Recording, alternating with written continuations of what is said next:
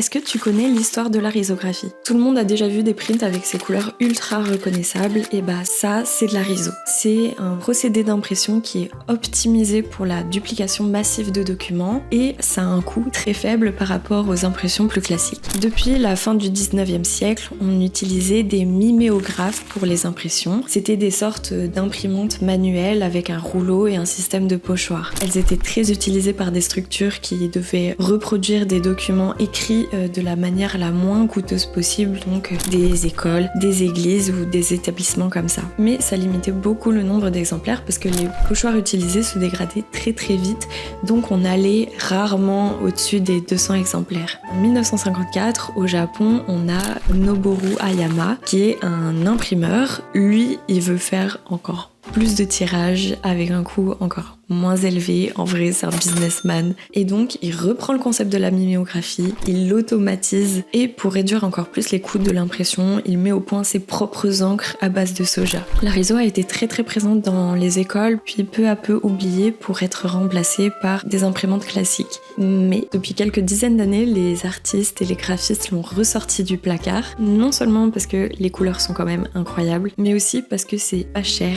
et super écologique. L'impression se déroule à froid, les encres sont végétales et donc elles consomment beaucoup moins qu'une imprimante classique. Et c'est d'ailleurs pour ça que nous, on l'a choisi pour notre shop.